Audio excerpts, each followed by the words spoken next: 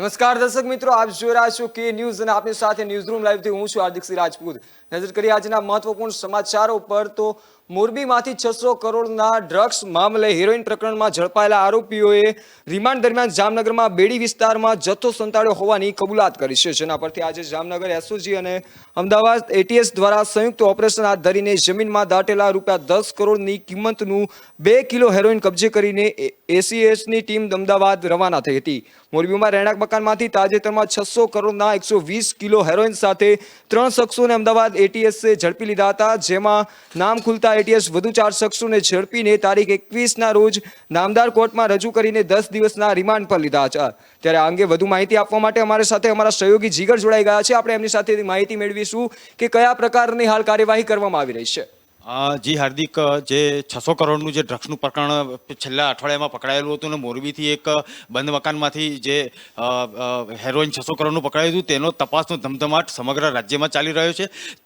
તે બાબતે Gujarat ATS, Ahmedabad ATS અને જામનગર એસઓજીએ સંયુક્ત ઓપરેશન કરીને આજે જામનગરના બેડી વિસ્તારમાં પણ એક મકાનમાં બંધ મકાનમાંથી 10 કરોડનું હેરોઇન ઝડપી પાડ્યું છે અને 2 કિલો જેટલો જથ્થો ઝડપી પાડ્યો છે અને અમદાવાદ એટીએસ ટીમ રવાના થઈ હતી। પણ આ જે પ્રકરણ સમગ્ર પ્રકરણ છે તેને આપણે ખૂબ એકદમ ડિટેલમાં આપણે તપાસ કરીએ તો પાકિસ્તાન અને દુબઈ બાજુથી જે જહાજ આવ્યું હતું અને સલાયા બંદરે જે ઉતાર્યું તેના પણ ક્વેશ્ચન માર્ક છે। 600 કરોડનું જથ્થો પકડાયો એ બરાબર છે, પણ 600 કરોડ આપ્યા કોણે તે પણ એક તપાસનો વિષય છે અને એ આપ્યા પછી ગુજરાતમાં કઈ રીતે ઘુસાડ્યું, સલાયા બંદરથી ઘુસાડ્યું પ્રાથમિક તપાસમાં છે, પણ અલગ અલગ જે બોર્ડરોમાંથી જે ડ્રગ્સ, ચરસ, ગાંજો જે પણ તપાસના ધમધમાટ જે ચાલી રહ્યો છે એમાં પકડાઈ રહ્યું છે તે પણ ક્વેશ્ચન માર્ક થઈ રહ્યા છે। તો હાર્દિક, આપણે ડિટેલમાં વાત કરીએ તો જે હેરોઇન જે ગુજરાતમાં પકડાઈ રહ્યું છે અને તેની મોરે સોંપેલી જે પેડલરોએ અલગ અલગ રીતે કરેલી છે રાજ્યની અંદર, તો ડિટેલમાં આપણે જમ્મુ અને કાશ્મીર અને પંજાબની વાત કરીએ તો ઓપરેશન ક્લીન ચીટ જે ચાલી રહ્યું છે તે અંગે ત્યાંથી જે ડ્રગ્સ અને બીજું જે કંઈ ગેરકાયદેસર પ્રવૃત્તિઓ બંધ થયેલી છે, ક્લીન ચીટની અસર હવે એ લોકોએ ઘુસાડવાનો પ્રયત્ન રાજસ્થાન અને ગુજરાતના બોર્ડરેથી કરવાનો પ્રયત્ન કરી રહ્યા છે અને ગુજરાતને વાયા ગુજરાત બોર્ડરમાંથી ઘુસાડીને ગુજરાતને ટાર્ગેટ કરીને દેશના અલગ અલગ ભાગોમાં પહોંચાડવાનો પણ પ્રયત્ન કરી રહ્યા છે। જી હાર્દિક। જી જીગર, ખૂબ ખૂબ આભાર। તો વાત કરીએ કે ડ્રગ્સ, એમ કહી શકાય કે ગુજરાતમાં ડ્રગ્સ ઘુસાડવાનો કારોબાર ચાલી રહ્યો સ્પષ્ટપણે જીગરભાઈના કહેવાથી આપણને માહિતી મળે છે કે ગુજરાતમાં ડ્રગ્સ મોકલવાનો, ઘુસાડવાનો એક ષડયંત્ર ચાલી રહ્યું સ્પષ્ટપણે લાગી રહ્યું છે। 600 કરોડના એમ કહેવાય કે હેરોઇન અત્યારે ઝડપાયું હતું અને આ ઝડપાયેલા જે આરોપીઓના હતા એમના રિમાન્ડ દ્વારા અનેક માહિતી ખુલી છે। ત્યારે 10 કરોડની કિંમતનું એમ કહેવાય કે જમીનમાં દાટેલું અત્યારે હેરોઇન ઝડપાયું છે। તો હવે આ અંગે વધુ માહિતી આપવા માટે અમારી સાથે જોડાઈ ગયા છે હસીતભાઈ। તો હસીતભાઈ પાસેથી માહિતી મેળવીશું કે કેવા પ્રકારની આ જે ડ્રગ્સ પકડાઈ રહ્યું છે, વારંવાર ગુજરાતમાં ડ્રગ્સ ઘુસાડવામાં આવી રહ્યું છે, દરિયાઈ માર્ગે અથવા તો સીમા માર્ગેથી આ ઘુસાડવામાં આવી રહ્યું છે, તો આગળ ગુજરાતમાં કેવી સ્થિતિ સર્જાશે આ વિશે? હાર્દિક, બહુ મહત્વનો સવાલ છે। હમણાં આપણા સહયોગી જીગરભાઈએ બહુ બધી વાત કરી। સૌથી મહત્વનું એ છે કે આ એક બહુ મોટું નેટવર્ક હોય ત્યારે જ આવું બની શકે। દર વખતે સમયાંતરે 7 દિવસે 4 દિવસે સતત આવો નશાખોરીનો મોટો જથ્થો સતત ઝડપાઈ રહ્યો છે। હવે આમાં સામાન્ય રીતે જોવા જઈએ તો માત્ર પેડલરો કે ગુનેગારો કે હિસ્ટ્રી સીટર્સ જ ન હોય, અને પોલીસ તંત્ર, સુરક્ષા તંત્ર, બોર્ડર પર જે ફરજ બજાવતા એ લોકોની આમાં ક્યાંક ને ક્યાંક સંડોવણી હોઈ શકે તો જ આ શક્ય બને। એટલે આ બહુ મોટું નેટવર્ક હોઈ શકે, આમાં ક્યાંક રાજકીય ઓથ હોય એવું પણ હોઈ શકે। ખરેખર જોવા જાવ તો વિરોધ પક્ષ માટે પણ આ બહુ મોટો મુદ્દો છે, તેમ છતાં કોંગ્રેસ, આપ કે એ પક્ષો આને કદાચ અસરકારક રીતે ઉઠાવી શક્યા નથી હજુ સુધી, પરંતુ ઉઠાવવો જોઈએ, કારણ છેવટે ગુજરાતના યુવાધન માટેનો આ સવાલ છે। થેન્ક યુ હાર્દિક। જી હસીતભાઈ, જે માહિતી મળી આપણે આગળ વાત કરીશું કે જો યુવાધનને આ એક મોટું નુકસાન કરી શકે છે, ગુજરાતનું યુવાધન ગેરમાર્ગે પણ દોરાઈ શકે છે, કારણ કે ગુજરાતમાં હાલ પણ અત્યારે ડ્રગ્સ મોકલવાનું અને ઘુસાડવાનું કામ યથાવત છે। ગુજરાતમાં અનેક જગ્યાઓથી ડ્રગ્સ પકડાઈ રહ્યા છે। ત્યારે આ અંગે વધુ માહિતી આપવા માટે અમારી સાથે અમારા સહયોગી વિનોદભાઈ જોડાઈ ગયા છે, તેમની પાસેથી માહિતી મેળવીશું। જ્યારે ગુજરાતમાં ડ્રગ્સ ઘુસાડવાનું કામગીરી યથાવત છે, કામ ચાલુ છે, ત્યારે આ યુવાનો ઉપર, ગુજરાત ઉપર કેવી અસર થઈ શકે છે આની? હાર્દિક, ડ્રગ્સનું સેવન અને ડ્રગ્સના રવાડે એટલે યુવાધન બરબાદ કરવાનું આ એક મોટું ષડયંત્ર કહી શકાય। અત્યાર સુધી એવા આક્ષેપો, અત્યાર સુધી પંજાબ ડ્રગ્સના કારણે બદનામ હતું, હવે ઉડતા પંજાબની જેમ ઉડતા ગુજરાત થઈ રહ્યું એવું આપણને દેખાઈ રહ્યું છે। મહત્વના સવાલો એ છે કે શું આ સિલસિલો આમ જોઈએ પોલિટિકલી જોવા જઈએ તો નવી સરકાર આવ્યા બાદ કેમ અચાનક આની ગતિવિધિ વધી? હવે આમાં બે જે મુખ્ય મુદ્દાઓ છે। એક, શું પહેલાંની સરકારમાં છાવરવામાં આવતું હતું? પોલીસ અને રાજનેતાઓની મિલી ભગતના કારણે આ ડ્રગ્સનો કારોબાર લોકોની સામે નહોતો આવતો, કે પછી ડ્રગ માફિયાઓ અચાનક સક્રિય થઈ ગયા? એટલે જે સૌથી મોટો સવાલ છે એ રાજકીય ઈચ્છા શક્તિનો છે. રૂપાણી સરકારમાં, એટલે આમ જોવા જઈએ તો રૂપાણી સરકાર બાદ જેવી ભૂપેન્દ્રભાઈની સરકાર આવી, અચાનક પોલીસ તંત્ર એક્શનમાં આવે છે. રોજ અથવા છાશવારે મોટો ડ્રગ્સનો જથ્થો ઝડપાય છે. એનો મતલબ કે રૂપાણી સરકારની રહેમ નજર હેઠળ ક્યાંક ને ક્યાંક આ પ્રકારનું ષડયંત્રને ચાલવા દેવામાં આવતું હોય એ પ્રકારનું પ્રસ્થાપિત થાય છે. એટલે પહેલાં તો જે રીતે સરકાર એક્શનમાં આવી છે અને ડ્રગ્સ પકડાઈ રહ્યું છે એ ખૂબ સરાહનીય બાબત છે, કારણ કે ડ્રગ્સનું સેવનથી મોટા પાયે જે બરબાદી યુવાધનની થઈ રહી છે તે કોઈ કાળે પોસાય નહીં. અત્યાર સુધી જનરલી એવા આરોપો થતા હતા કે ભારતના યુવાધનને બરબાદ કરવા માટે આ પાકિસ્તાનનું ષડયંત્ર છે. ત્યારે અહીં એક વસ્તુ એવી પણ આંગળી આપણે ચીંધવી જોઈએ કે કદાચ જે પાકિસ્તાનના ઈશારે ડ્રગ્સ ઘુસાડાતું હતું એમાં જે આની પહેલાંની સરકારો હતી એની પણ રહેમ નજરના કારણે દેશનું યુવાધન અથવા તો ગુજરાતનું યુવાધન બરબાદ થઈ રહ્યું હતું. ત્યારે જે કાર્ય થઈ રહ્યું છે તે ખૂબ સરાહનીય છે. આગળ પણ આ જ પ્રકારના એક્શનો લઈ અને દેશમાં અને રાજ્યમાંથી સંપૂર્ણ નશાબંધી થાય અને ડ્રગ્સનું સેવન અને ડ્રગનો કાળો કારોબાર અટકે એવી લોકો પણ માગણી કરી રહ્યા છે. હાર્દિક.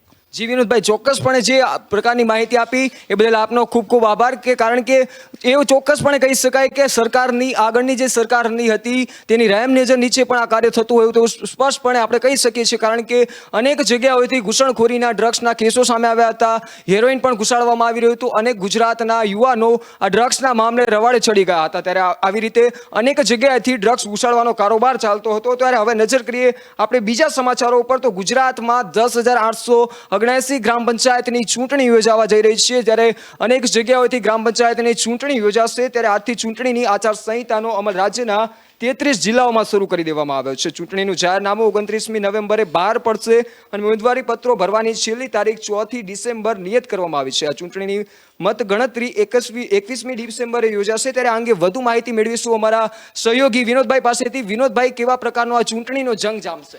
દેખો, ગ્રામ સ્વરાજ્ય કહી શકાય. ગાંધીજીની કલ્પના એટલે લોકશાહીનો પહેલો સ્તંભ ગ્રામ સ્વરાજ. એક મહત્વની વાત કરીએ કે ગ્રામ પંચાયતની ચૂંટણી એકમાત્ર એવી ચૂંટણી છે જે કોઈ પણ રાજકીય પક્ષના સિમ્બોલ વગર લડાય છે. અહીં કોઈ પક્ષ પોતાનો રાજકીય સિમ્બોલ એલોટ કરી શકતો નથી, કારણ કે જો ગામડું મજબૂત તો દેશ મજબૂત. એ કલ્પનાથી આપણી લોકશાહીનો પહેલો સ્તંભ ગણાય છે. અહીંયા જે ચૂંટણી યોજાવાની છે 19 ડિસેમ્બરે, એમાં 10,800થી વધુ ગ્રામ પંચાયતોમાં ચૂંટણી છે. સાથે સાથે માર્ચ 2022 બાદ જેનો કાર્યકાળ પૂરો થતો હોય અથવા તો 1 વર્ષથી વધુ જે પંચાયતોમાં પંચાયતના સભ્ય કે સરપંચનો કોઈ પણ કારણસર કાર્યકાળ પૂર્ણ થતો હોય અને ત્યાં અત્યારે બેઠકો ખાલી પડી હોય તેવી પણ કેટલીક બેઠકોની ચૂંટણી યોજાશે. આ પહેલી એવી ચૂંટણી હશે. એટલે મતલબ ગ્રામ પંચાયતની ચૂંટણીમાં બેલેટ પેપરનો ઉપયોગ કરાશે, નોટા પણ એમાં એડ કરાયો છે. મહત્વની વાત એ છે કે આ જે આગામી ચૂંટણી ગુજરાતમાં વિધાનસભાની યોજાવાની છે તેના માટે પણ આ ચૂંટણી એટલા માટે મહત્વની હોય છે કે ભલે કોઈ પાર્ટીનો સિમ્બોલ ન હોય પણ દરેક પાર્ટી પોતાની વિચારધારાવાળા સરપંચ દરેક ગામમાં બને એ પ્રકારના પ્રયત્નો થતા હોય છે. એક વાત એવી છે કે સમરસ ગ્રામ પંચાયતનો જે કન્સેપ્ટ હતો, ચૂંટણી કર્યા વગર ગ્રામ પંચાયતોમાં સરપંચ અને સભ્યોની નિમણૂક થાય તો એમને ફંડ આપી અને એને પણ મોટાભાગે ગ્રામ પંચાયતોમાં જે પ્રકારનું રાજકારણ હોય છે એ કોઈ નાનું હોતું નથી. અહીંયા ઘણા બધા ફેક્ટર્સ હોય છે. સમાજવાદ કામ કરે છે, જાતિવાદ કામ કરે છે, ગામમાં કોની બહુમતી અને વગદાર વ્યક્તિ કોણ એની પણ અહીંયા વાત થતી હોય છે. એટલે જે વગદાર વ્યક્તિ ચૂંટાય તે પોતાની પાર્ટીનો હોય એવું દરેક પક્ષ પ્રયત્ન કરતો હોય છે. એના માટે ભલે સિમ્બોલ વાપરી ના શકાતો હોય પરંતુ છેલ્લે દરેક પાર્ટીઓ દાવા કરે છે કે અમારા વિચારધારાવાળા આટલા સરપંચો ચૂંટાયા. પરંતુ મહત્વની વાત એ છે કે જે પ્રકારે યોગ્ય સરપંચ સરકાર દ્વારા અપાતા ફંડનો યોગ્ય ઉપયોગ કરી અને ગામને આગળ લાવી શકે તો જે ગ્રામ સ્વરાજની ખરી એક પરિકલ્પના કરવામાં આવી હતી તે સાકાર થાય. પરંતુ મોટાભાગે જે પ્રકારે રાજકીય પાર્ટીઓ હવે, કારણ કે 2022માં ગુજરાત વિધાનસભાનું પણ ઇલેક્શન છે અને એ ઇલેક્શનને લડવા માટેનો પહેલો પાયો જો આપણે ગ્રામ પંચાયતની ચૂંટણીને કહીએ તો એ ખોટું નથી, કારણ કે સરપંચ એક એવો વ્યક્તિ છે કે તેના વજનથી અથવા તો તેના આંખની શરમના કારણે ઘણા બધા વોટોનો આપણે ફેરફાર કરી શકતા હોઈએ છીએ. એટલે બંને પાર્ટીઓ જે સરપંચના ઉમેદવારો છે એ તો ગામમાં ચૂંટણી લડશે જ, પરંતુ એ સાથે સાથે બંને પાર્ટીઓ પણ પ્રયત્ન કરશે કે પોતાની વિચારધારાવાળા સરપંચો ચૂંટાય.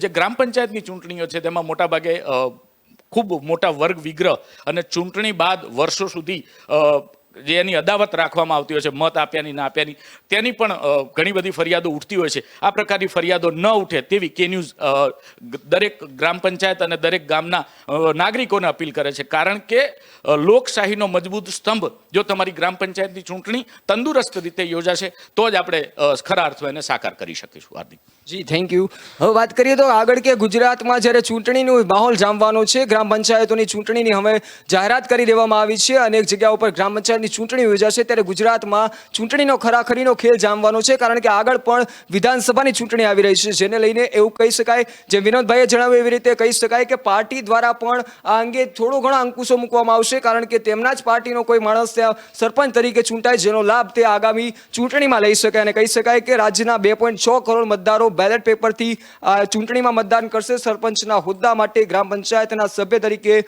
ઉમેદવારી કરતા ઉમેદવારોને ગુનાહિત ભૂતકાળ, મિલકત, દેવા તેમજ શૈક્ષણિક લાયકાત માટે નિયત નમૂનામાં એકારનામું કરવાનું રહેશે. રાજ્ય ચૂંટણી આયોગના સચિવ જીસી બ્રહ્મભટ્ટે પણ જણાવ્યું હતું કે આ ચૂંટણીમાં મતદાન સમયે મતદારે ભારતના ચૂંટણી પંચ દ્વારા આપવામાં આવેલા ઓળખાણ કાર્ડ પણ રજૂ કરવાનું રહેશે.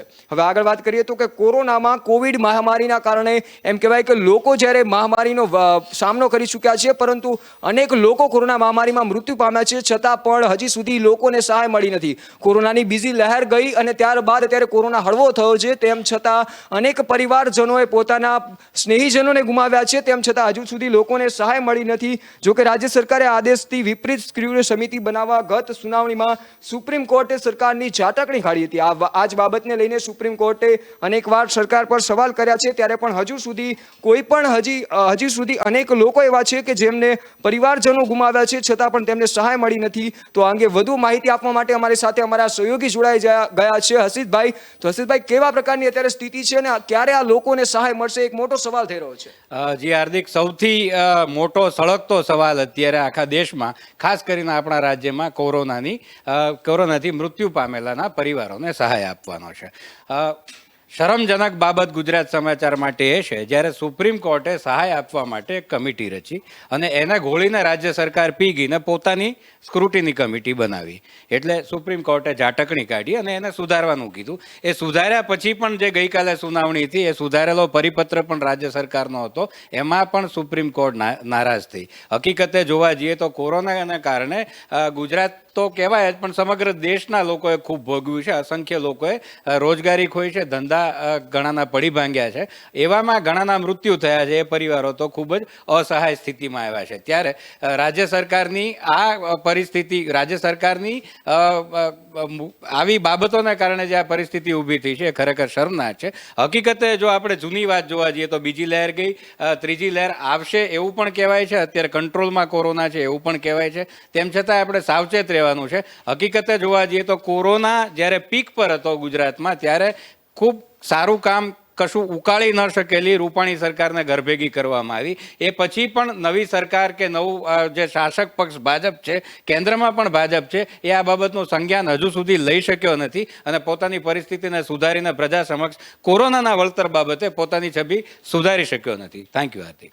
જી, જે પ્રકારે માહિતી આપી એ બદલ આપનો આભાર. તો વાત કરીએ આગળ તો કે જે પ્રકારે સરકાર દ્વારા રજૂઆત કરવામાં આવી છે, સરકારે જાહેર કર્યું છે કે લોકોને જે મૃત સ્નેહીજનો છે તેમને સહાય આપવાની છે, પરંતુ હજી સુધી લોકોને સહાય મળી નથી. ત્યારે એક મોટો સવાલ બીજો પણ એ પણ ઊભો થઈ રહ્યો છે કે કારણ કે લોકોને જેમ સહાય મળતી નથી, ખાલી ખોટા દાવાઓ કરવામાં આવતા હોય, પોકળ દાવાઓ કરવામાં આવતા હોય તેવું સ્પષ્ટપણે લાગી રહ્યું છે. ત્યારે આ અંગે વધુ માહિતી આપવા માટે અમારી સાથે અમારા સહયોગી શેરખાન જોડાઈ ગયા છે. એમની પાસેથી માહિતી મેળવીશું કે કેવા પ્રકારની સ્થિતિ છે અને લોકોને ક્યારે આ અંગે જો લોકોને સંતુષ્ટ થશે કે નહીં થાય, કે લોકોને આ સહાય મળશે કે નહીં મળે, એક મોટો સવાલ છે. તો શું કહેવું છે?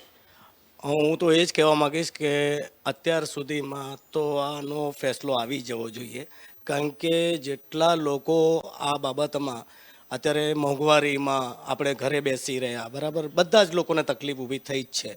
એટલે મોંઘવારીની તો તકલીફ આપણને છે જ, કોરોનામાં આપણે ઘરે બેસી રહ્યા, એ એક બીજી તકલીફ. એટલે ફાઇનાન્શિયલી બધા જ લોકો તૂટી ગયા, અને એવામાં જો કોઈ મરી ગયા હોય એમના ઉપર તો પહાડ તૂટ્યો હોય, અને કોરોનામાં આ સ્થિતિ સર્જાઈ હોય અને સરકાર જો એમના કાન ના ખોલે તો એ બહુ મોટી વસ્તુ કહેવાય અને એક ક્વેશ્ચન માર્ક કહેવાય. અને એમાં પણ જો કોર્ટે કહેવું પડે અને એ ઝાટકણી કોર્ટ કરે તો એ બાબત આજની શાસક સત્તાએ વિચારવું જોઈએ, અને જેટલી બને એટલી જલ્દીમાં જલ્દી આ સહાય આપી દેવી જોઈએ એવું હું કહીશ. જી, જો વાત કરીએ કે જે પ્રમાણે પોતાએ જે સ્નેહીજનોએ પોતાના પરિવારજનોને ગુમાવ્યો છે, કોઈ કે તો પોતાનો મૂવી એમ કહેવાય કે જેના ઉપર પોતાના પરિવારનું ગુજરાન ચાલતું હોય એવા માણસને ગુમાવ્યો છે, ત્યારે હજી સુધી તેમને સહાય નથી મળી. તો આ એક મોટો સવાલ થઈ રહ્યો છે, કારણ કે ગુજરાતની જનતાને સહાય ક્યારે મળશે એક મોટો સવાલ છે. એક બાજુ ખેડૂતોની પણ વાત કરીએ તો કે ખેડૂતોને પણ અનેક જગ્યાએ સહાય મળી નથી.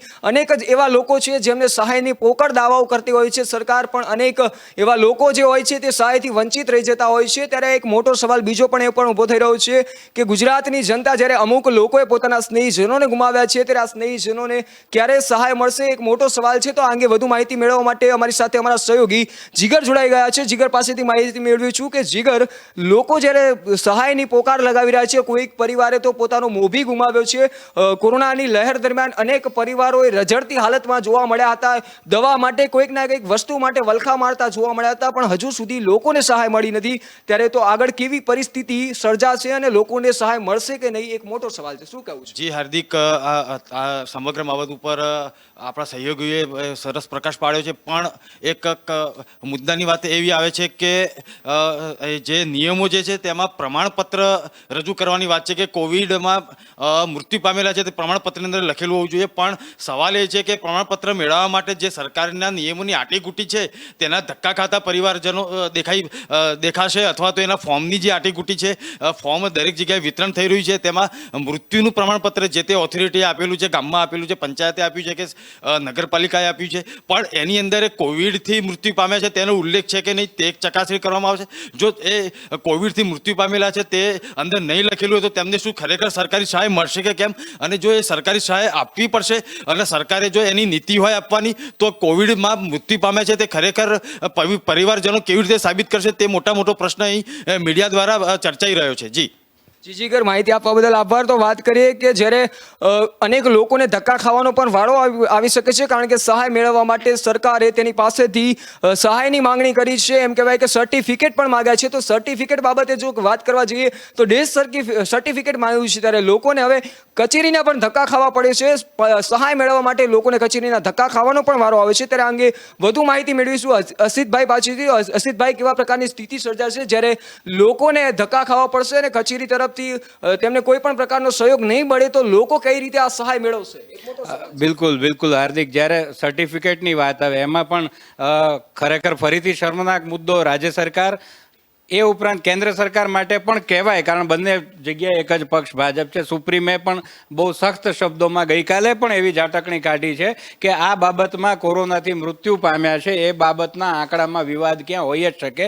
એ સર્ટિફિકેટ કોણ આપશે હજી સુધી તમે નક્કી નથી કરી શક્યા. જ્યારે તમારું તંત્ર, વહીવટી તંત્ર, જે આરોગ્ય તંત્ર છે એ સ્પષ્ટ આંકડો રજૂ કરી ચૂક્યું છે દેશભરમાં, કેન્દ્રના આરોગ્ય તંત્રને આંકડો રજૂ કરી ચૂક્યો છે કે આટલી સંખ્યામાં લોકો કોવિડને કારણે મૃત્યુ પામ્યા છે, ત્યારે સર્ટિફિકેટની બાબતે જો ધક્કા ખવડાવવામાં આવે તો એ ફરીથી ખરેખર શર્મનાક મુદ્દો છે. Thank you Hardik.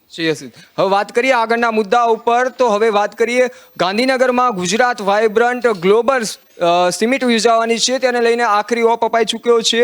2022 સમિટ યોજાનાર છે. તારીખ 10 થી 12 જાન્યુઆરી સુધી પાટનગર ગાંધીનગરમાં વાઇબ્રન્ટ ગુજરાત ગ્લોબલ સમિટ 2022 યોજાવાની છે. તારીખ 10મી જાન્યુઆરીના રોજ વડાપ્રધાન નરેન્દ્ર મોદીના હસ્તે વાઇબ્રન્ટ ગુજરાત ગ્લોબલ સમિટ ઉપરાંત ગ્લોબલ ટ્રેક ફેર શોનું ઉદ્ઘાટન સમારોહ યોજાશે. વાઇબ્રન્ટ ગુજરાત સમિટની તૈયારીઓની આખરી ઓપ અપાઈ રહ્યો છે. આ ત્રિવદીય સમિટમાં વિવિધ વિષયો આધારિત સેમિનારો પણ યોજાનાર છે. તો આ અંગે વધુ માહિતી મેળવીશું અમારા સહયોગી યશ પાસેથી. યશ, જે આ સમિટ યોજાવાની છે તે ગ્લોબલ અંગેની, તો કેવા પ્રકારનો ત્યાં માહોલ હશે? જી હાર્દિક, વાત કરવામાં આવે તો આગામી જે 2022ની જે ગ્લોબલ સમિટનું આયોજન કરવામાં આવવાનું છે તે આપણા પાટનગર ગાંધીનગરમાં કરવામાં આવ્યું છે, અને તેની જે તૈયારી છે તેને પણ હવે આખરી ઓપ આપી દેવામાં આવ્યો છે. અને જે આ વાઇબ્રન્ટ સમિટ 2022નું આયોજન થવાનું છે તેનો શુભારંભ પણ માનનીય મુખ્યમંત્રી નરેન્દ્ર મોદીજીના હસ્તે થવાનો છે. તો તેની જે તૈયારીઓ છે તેને પૂર્વ તૈયારીઓ પણ ઘણા લાંબા સમયથી શરૂ કરવામાં આવી હતી, અને તેને પણ હવે આખરી ઓપ આપી દેવામાં આવી રહ્યો છે. તો આગામી દિવસોમાં જે વાઇબ્રન્ટ ગુજરાતનું આયોજન થવાનું છે તેમાં 15 દેશો ભાગ લેવાના છે. ઘણા દેશ વિદેશના લોકો પણ એમાં મહાનુભાવો ઉપસ્થિત રહેવાના છે અને તેઓની ઉપસ્થિતિની અંતર્ગત આજે વાઇબ્રન્ટ ગુજરાત સમિટ છે તેનું આયોજન થવાનું છે. નરેન્દ્ર મોદી જે છે તેઓનું લક્ષ્યાંક હંમેશા એક રહ્યો છે કે તેઓ પોતાની જે જન્મભૂમિ છે ગુજરાત છે તેને તેઓ વિકાસના પંથ પર આગળ લઈ જાય અને ગુજરાતની અંદર તમામ પ્રકારની સુવિધા મળે, જેમ કે પ્રાથમિક સુવિધા હોય, આરોગ્યની સુવિધા, જે કોઈ પણ જે સુવિધા છે તેને ગુજરાતમાં તેઓ ઉપલબ્ધ કરાવી શકે તેના માટે વડાપ્રધાન નરેન્દ્ર મોદી દ્વારા હંમેશા ઉમદા પ્રયાસો કરવામાં આવતા હોય છે. તો આગામી જે 2022ની ગ્લોબલ સમિટનું આયોજન છે તેને લઈ અને અનેક દેશ વિદેશના જે રોકાણકારો છે, અનેક જે અર્થશાસ્ત્રીઓ છે, મહાનુભાવો છે, તે લોકો પણ ઉપસ્થિત રહેવાના છે અને તેની નિશ્રામાં આ ગ્લોબલ સમિટનું આયોજન થવાનું છે. તેના પૂર્વે અનેક જે કહી શકાય કે અનેક ઇવેન્ટના પણ આયોજન કરવામાં આવ્યા છે અને તેની અંદર પણ આપણા જે ભારતના અનેક જે વિષયોના નિષ્ણાંતો છે તે લોકો પણ ઉપસ્થિત રહેવાના છે અને સાથે સાથે જે વિષયના અંતર્ગત તે લોકો માર્ગદર્શન પણ આપવાના છે. અને સરકારનું લક્ષ્યાંક એક એવું પણ છે કે સૌથી વધુ ને વધુ રોજગારીની તકો આપણે રાજ્યમાં ઊભી કરી શકીએ, જેથી જે આપણે યુવાધન છે, જે લોકો શિક્ષિત છે, તે લોકોને રોજગારીની તકો સારી એવી ઊભી થાય તેના પણ ઉમદા પ્રયાસો સરકાર દ્વારા કરવામાં આવી રહ્યા છે. હાર્દિક. જી યસ, માહિતી આપવા બદલ આભાર. તો વાત કરીએ કે જ્યારે ગાંધીનગરમાં આ પ્રકારની સમિટનું આયોજન કરવામાં આવ્યું છે, જેમાં અનેક મુદ્દાઓ પર ચર્ચા કરી શકાય છે, અનેક મુદ્દાઓને લઈને સરકાર દ્વારા કાર્યવાહી કરવામાં પણ આવશે અને મહત્તમ ટેકનોલોજીનો ઉપયોગ કઈ રીતે કરી શકાય, રોજગારી સહિતના વિષયો પર તેમાં વિસ્તૃત ચર્ચા કરવામાં આવશે, જેના દ્વારા ગુજરાતમાં ઔદ્યોગિક વિકાસ થઈ શકે અને તેના માટે પણ નક્કર પગલાં ભરવામાં આવે તેવું પણ લાગી રહ્યું છે. તો આ અંગે વધુ માહિતી મેળવીશું અમારા સહયોગી જીગર પાસેથી. જીગર, જે આ સમિટનું આયોજન કરવામાં આવ્યું છે તેમાં કેવા પ્રકારનું અંદર ચર્ચાઓ થઈ શકે છે અને કેવા પ્રકારના તેને લઈને સુધારાઓ થઈ શકે છે? જી હાર્દિક, કોરોના કાળના 2 વર્ષ બાદ જે આ 2022 વાઇબ્રન્ટ ગુજરાત સમિતિનું જે આયોજન થઈ રહ્યું છે તે કોરોના કાળ પછી પ્રથમવાર થઈ રહ્યું છે, ત્યારે સરકાર માટે એ ચેલેન્જ રૂપ હશે કે આને કેવી રીતે મેનેજ કરવું, કોરોનાની જે ગાઈડલાઈન છે કેવી રીતે અમલમાં મુકાવડાવી અને ત્યારબાદ જે કંઈ ત્યાં ભીડ ભેગી થશે અથવા તો બહારથી વિદેશમાંથી જે પ્રતિનિધિઓ આવવાના હશે તેમને અહીંયા કઈ રીતે કોવિડ ગાઈડલાઈન પ્રમાણે ક્વોરન્ટાઇન રાખવા કે ના રાખવા તે એક મોટો પ્રશ્ન છે. અને ત્યારબાદ કોરોનાનું જે ડેલ્ટા વેરિયન્ટ છે તે અલગ અલગ દેશોમાંથી અલગ અલગ રીતે આવે છે, તો ગુજરાતમાં તેનો પ્રવેશ થશે કે કેમ તે પણ એક ચર્ચાનો વિષય છે. પણ આત્મનિર્ભર ભારત અને આત્મનિર્ભર ગુજરાતની જે પહેલ સરકારની છે તેની અંદર આ પણ એક કોરોના અંગેની જાગૃતિ અને ગુજરાતની અંદર જ્યારે યોજાઈ રહ્યું છે ત્યારે ખાસ કરીને ગુજરાતની પ્રજા કોરોનાથી જે પરેશાન થઈ છે છેલ્લા 2 વર્ષમાં, તે પછી આ બધા આયોજનો પછી સરકારના આયોજનમાં ચોક્કસ ધ્યાન રાખશે. આપણે જોઈશું આરોગ્ય તંત્ર પણ સતર્ક છે, પણ અત્યારે ત્રીજી લહેરના જે ભણકારા વાગી રહ્યા છે તેની વચ્ચે જે આયોજન થઈ રહ્યું છે તેમાં સરકાર કેટલું આયોજન કોરોના પ્રત્યેનું કરશે તે ચર્ચાનો વિષય છે અને આવનારા સમયમાં તે દેખાઈ પણ જણાશે. જી જીગર, તો આ અંગે હવે આપણે આગળના મુદ્દાઓ પર ચર્ચા કરીશું. તો વાત કરીએ કે સુરેન્દ્રનગર જિલ્લાના રણ પ્રદેશમાં કમોસમી વરસાદ ખાબક્યો હતો. કમોસમી વરસાદને કારણે રણમાં મીઠું પકવતા અગરિયાઓની હાલત કફોડી બની છે. રણમાં કમોસમી વરસાદના પગલે અગરિયાઓની સોલાર પેનલ પાણીમાં ડૂબી ગઈ છે. ધાંગધ્રાના રણ કોપરણી એજરોના રણથી માંડી છે હળવદના ટીકર સુધીના રણમાં આ પ્રકારની હાલત સ્થિતિ જોવા મળી રહી છે. અગરિયાઓની હાલત એમ કહેવાય કે પડ્યા ઉપર પાટું જેવી સ્થિતિ સર્જાઈ છે. કમોસમી વરસાદને લઈ રણકાંઠાના 1 ડઝન ગામોના 11 અગરિયાઓની હાલત બગાડી નાખી છે. તો આ અંગે વધુ માહિતી મેળવીશું અમારા સહયોગી સ્મિત પાસેથી. તો સ્મિત, કેવા પ્રકારની હાલ સ્થિતિ છે, અગરિયાઓની કેવી હાલત છે અત્યારે, કારણ કે કમોસમી વરસાદે ઘણું એવું નુકસાન કર્યું છે, તો ત્યારે અગરિયાઓની હાલત કેવા પ્રકારની છે? હાલ તો કોરોના બાદ લોકો પાસે પૈસા નહોતા, ત્યારે અગરિયાઓએ પૈસાનો ઉપાડ કરીને હાલ મીઠાની ખેતી ચાલુ કરી હતી. ત્યારે કમોસમી વરસાદ પડીને તેમના પર પડ્યા પર પાટું જેવી હાલત થઈ છે. ખૂબ જ દુઃખની વાત એ છે કે તે લોકોએ પૈસા ઉપાડ કર્યો હતો અને તેમની મહેનત માટે પાણી ફરી વળ્યું છે. જોકે અત્યારે હાલ સરકારે તેમની પડખે આવીને તેમને મદદ કરવી જોઈએ, જેથી અગરિયાઓને હાલ મીઠાની ખેતી માટે જે 1 થી 1.5 મહિનાનું ગારાનું કામ હતું તે આખું ફેલ થઈ ગયું છે. હવે ફરીથી જ્યારે તેમાં વપરાતી મોટર ને જે બધું છે તેના પર પાણી ફરતા સોલાર પેનલો બધી જ બંધ થઈ ગઈ છે અને અગરિયાઓને મોટો જ નુકસાન વેઠવાનો વારો આવ્યો છે. જી યસ, વાત કરીએ આગળ તો કે જે પ્રકારે અત્યારે અગરિયાઓને હાલત કફોડી બની છે, સોલાર પેનલ પણ પાણીમાં ડૂબી ગઈ છે, ત્યારે અનેક એમને જે મોટરો હતી તેને પણ મોટા પાયે નુકસાન થયું છે. અગરિયાઓને જે પડતા પર પાટું જેવી સ્થિતિ સર્જાઈ છે, કારણ કે વાત કરવામાં આવે તો કે એક બાજુ કમોસમી વરસાદ ખાબક્યો છે, એક બાજુ મીઠાની પકાવવા માટેની તૈયારીઓ કરી દીધી હતી, પાળાઓ બાંધી દીધા હતા, સોલાર પેનલ પણ લગાવી દીધી. તેમ છતાં જો કમોસમી વરસાદ ખાબક્યો તેના કારણે તેમના જનજીવન પર અસર થઈ શકે એવું પણ કહી શકાય, કારણ કે એક તો ઉજારીના પૈસા લાવી અને પોતે જે આ બધું કામ કર્યું હતું તેમ છતાં તે કામ પર પાણી ફરી વળ્યું છે. ત્યારે આ અંગે વધુ માહિતી આપવા માટે અમારા સહયોગી નીરવ જોડાઈ ગયા છે. નીરવ, અત્યારે જે અગરિયાઓની જે સ્થિતિ છે, જે કફોડી હાલત બની છે, તે અંગે આપનું શું કહેવું છે? કેવા પ્રકારની હાલ અગરિયાઓની સ્થિતિ જોવા મળી રહી છે? જે અગરિયાની સ્થિતિ છે, આપણે કહેવું જોઈએ કે ખૂબ જ મહેનતથી આ પ્રકારનું જે મીઠું પકવવાની જે તમે કહેવાય કે જે વસ્તુ હોય છે તેમાં ખૂબ જ મહેનત લાગતી હોય છે. તો હંમેશા આપણે એ વિચાર કરવો જોઈએ કે સરકારે પણ તેને ધ્યાનમાં લેવી જોઈએ કે જે આ મહેનત છે તે મહેનત ઉપર પાણી ના ફરી વળે, અને કે જે અગરિયાની બાબત છે તે અગરિયાની બાબતમાં એમણે સરકારે ચોક્કસ પ્રમાણેના જે પગલાં લેવામાં આવે તે પ્રકારની કામગીરી કરવી જોઈએ. અને જે અગરિયાની જે વાત કરવામાં આવે છે તો જે મીઠું જે પકવવાની જે આખી વસ્તુ છે કે આ પહેલાં પણ એક આ રીતની ઘટના થઈ હતી કે જ્યારે બનાસકાંઠા બાજુ જ્યારે આ જે પ્રકારની ઘટના થઈ હતી તેમાં સરકાર જે તંત્ર દ્વારા કે જેની એની ફોર્મ અને એપ્લિકેશન આપવામાં આવ્યું હતું તેમની સહાય માટેની, છતાં પણ કોઈ પણ પ્રકારના પગલાં લેવામાં આવ્યા નહોતા. તો આ જે પ્રકારની જે ઘટના છે તેના પર વારે ઘડીએ આ પ્રકારની ઘટનાઓ થતી છે. તો આ સમસ્યાનું જે હલ થાય તેના પર ધ્યાન આપવું જોઈએ.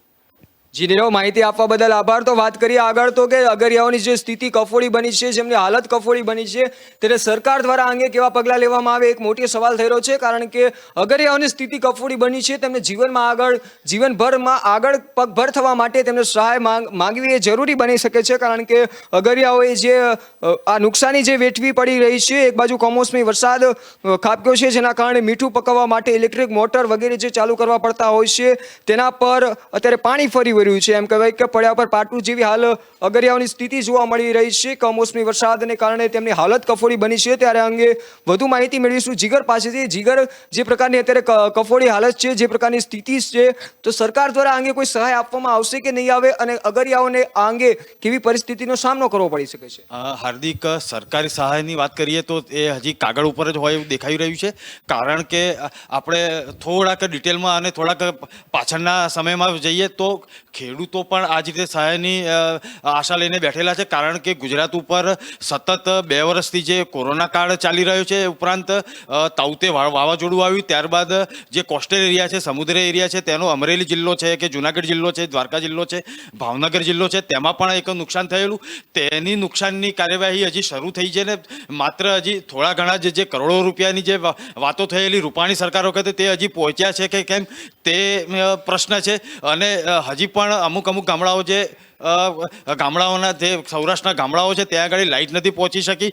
ત્યારે જે પાછળની જે સરકાર હતી તેણે કેટલું કામ કર્યું તેના ઉપર ક્વેશ્ચન માર્ક છે. નવી સરકાર જે આવેલી છે તે ચૂંટણીલક્ષી 2022માં જે આવી રહી છે ચૂંટણી, તે પ્રમાણે કામ કઈ રીતનું આયોજન કરશે તે પણ જોઈ રહ્યું. પણ મૂળ મુદ્દે વાત એ છે કે અગરિયા હોય કે રાજ્યના ખેડૂતો હોય, તેમને સરકારી સહાય જે છે તે ફક્ત ને ફક્ત કાગળ ઉપર હોય અને અમુક જ જે સહાય મળી હોય તેવું દેખાઈ રહ્યું છે. જીગરભાઈએ જે રીતે વાત કરી એ પ્રમાણે આપણે જોઈ શકીએ છીએ કે હાલ પણ કોઈ પણ સહાયની વાત હોય, હાલ એ કાગળ પર જ રહેતી હોય તેવું સ્પષ્ટપણે લાગી રહ્યું છે. કારણ કે અનેક મુદ્દે સહાય ચૂકવવાની વાત તો કરવામાં આવે છે, બણગા ફૂંકવામાં તો આવે છે, પરંતુ અત્યાર સુધી અનેક લોકોને સહાય મળી નથી. ખેડૂતોની વાત કરીએ, એક બાજુ માછીમારોની વાત કરીએ, એક બાજુ જો વાત કરવામાં આવે તો રણ પ્રદેશમાં જે અગરિયાઓ છે તેમને પણ હજી સુધી સહાય મળી નથી. તો એક મોટો સવાલ એ ઊભો થઈ રહ્યો છે કે સરકાર બણગા તો ફૂંકે છે, પરંતુ સહાય ક્યારે ચૂકવશે, એક મોટો સવાલ થઈ રહ્યો છે. હવે આગળની વાત કરીએ તો કે અમદાવાદની શાળાઓમાં એનઓસી મુદ્દે ફરીથી ચર્ચા ઉઠી છે. કારણ કે ધોરણ 1 થી 5ના વર્ગો શરૂ કરવામાં આવે છે. સરકાર દ્વારા વર્ગો શરૂ તો કરી દેવામાં આવ્યા છે, પરંતુ અનેક સ્કૂલોમાં એનઓસીનો મુદ્દો ફરી ઉઠ્યો છે. અનેક જગ્યાઓ પર એનઓસી જોવા મળી નથી. સરકાર દ્વારા આ પહેલા પણ નોટિસ આપવામાં આવી હતી, પરંતુ 300 થી વધુ શાળાઓને ફાયર એનઓસી કે ફાયર સિસ્ટમ ન હોવાને મામલે અંતિમ ક્લોઝર નોટિસ પણ આપવામાં આવી હતી, પરંતુ હજુ સુધી શાળાઓ દ્વારા કોઈ પણ પ્રકારની કાર્યવાહી કરવામાં આવી નથી. અનેક બાળકોનું એમ કહેવાય કે ભવિષ્ય આ બાબતને લઈને, એનઓસીની બાબતને લઈને જોવા જઈએ તો જીવ જોખમમાં મૂકી અને બાળકો અભ્યાસ કરતા હોય તેવું સ્પષ્ટ લાગી રહ્યું છે. તો એક પ્રકારનું આ એ મોટો એક સવાલ થઈ રહ્યો છે કે બાળકોની સેફટી ક્યારે ધ્યાનમાં લેવામાં આવશે. એક બાજુ કોરોનાની લહેર છે, ત્યારે બીજી બાજુ એનઓસી શાળાઓમાં એનઓસી મુદ્દે હજી ઝીરો છે, શૂન્ય છે. જે છે તેની પરિસ્થિતિ હાલ શાળાઓમાં જોવા મળી રહી છે. નોટિસ પણ પાઠવવામાં આવી હતી, છતાં આવી બેદરકારી જોવા મળી રહી છે. તો આ અંગે અમારા સહયોગી બંકિમભાઈ જોડાઈ ગયા છે. બંકિમભાઈ પાસેથી માહિતી મેળવીશું કે આ અંગે અનેક સ્કૂલોને નોટિસ પણ પાઠવવામાં આવી હતી, છતાં પણ હાલ પણ જે છે તેની સ્થિતિ જોવા મળી રહી છે. તંત્ર દ્વારા કોઈ પણ પ્રકારની કાર્યવાહી કરવામાં નથી આવી. તો આ અંગે શું કહેવું છે? ફાયર એનઓસીની વાત કરીએ તો માત્ર સ્કૂલો શાળાઓ માટેની વાત નથી. ફાયર એનઓસી ઘણા મુદ્દે એમાં સરકાર અને જે ફાયર વિભાગ છે એના તરફથી ઘોર બેદરકારી દાખવવામાં આવે છે. મહત્વની વાત કરીએ તો જ્યારે જ્યારે આ મામલો હાઈકોર્ટમાં પહોંચે છે ત્યારે જ ફાયર વિભાગ અથવા તંત્ર જાગે છે અને આ કામગીરી કરે છે. માત્ર અમદાવાદ શહેરની વાત કરીએ તો અમદાવાદ શહેરમાં સરકારી અને ખાનગી 2,500 જેટલી શાળાઓ છે. તે પૈકીની 100 જેટલી શાળાઓમાં ફાયર એનઓસી અથવા તો ફાયર સિસ્ટમ જ નથી અને 300 જેટલી શાળાઓને તો અગાઉ ક્લોઝર નોટિસ પણ આપવામાં આવી છે, અંતિમ ક્લોઝર નોટિસ. એ અંતિમ ક્લોઝર નોટિસ પછીનો સમય વીતી ગયો છે. હવે શાળાઓ શરૂ કરી દેવામાં આવી છે, ઓફલાઈન વર્ગો શરૂ થઈ ગયા છે. ત્યારે ફરીથી એક સવાલ ઊભો થયો છે કે બાળકોની સલામતી કોની જવાબદારી છે? સરકારની, શાળા સંચાલકોની? કારણ કે જે મોટાભાગની જે શાળાઓ છે, 2,500 જેટલી શાળાઓ છે, એ સરકારી અને ખાનગી બેનો આંકડો ભેગો કરે ત્યારે અમદાવાદમાં 2,500 જેટલી શાળાઓ થાય છે. આ માત્ર અમદાવાદનો સવાલ નથી, ગુજરાતમાં આવેલી તમામ શાળાઓમાં સ્થિતિ છે. અમદાવાદ એટલા માટે કે અમદાવાદનો મામલો હાઈકોર્ટમાં ગયેલો છે અને તેને લઈને હાઈકોર્ટે ઠપકો આપ્યો છે. કોર્ટે સરકારનો ઉધડો લીધો છે, કોર્પોરેશનનો ઉધડો લીધો છે. ત્યારે આ મામલે સરકાર જાગી છે અને ક્લોઝર નોટિસ આપીને એ પોતે એક ફોર્માલિટી કરી રહી છે. કોઈ પણ કાર્યવાહી, ઠોસ કાર્યવાહી કરવામાં આવતી નથી. એ હાઈરાઇઝ બિલ્ડિંગની વાત હોય, ફાયર એનઓસીની વાત હોય કે કોઈ પણ વાત હોય, એ સરકારી તંત્ર એનું નિરાકરણ યોગ્ય રીતે લાવતું નથી અને માત્ર ને માત્ર કાગળ ઉપરની કાર્યવાહી કરવામાં આવે છે. આ સ્થિતિ જે આજે જોવા મળી છે ભૂતકાળમાં પણ હતી, કદાચ આવનારા દિવસોમાં પણ રહેશે. અને ફાયર વિભાગ અને તંત્ર એવો લૂલો બચાવ કરે છે કે આપણી પાસે સ્ટાફ નથી, આ કામગીરી બહુ લેન્ધી પ્રોસેસ છે, એનું અમે જાળવણી નથી કરી શકતા. અને આમ કહીને સરકાર પોતે હાથ ખંખેરી લે છે ને હાઈકોર્ટમાં હાથ અદ્ધર કરી દે છે ને એના કારણે આ બધી વસ્તુઓ વિલંબમાં પડે છે અને બાળકો જોખમી સ્થિતિમાં હાલ શાળામાં જઈ રહ્યા છે.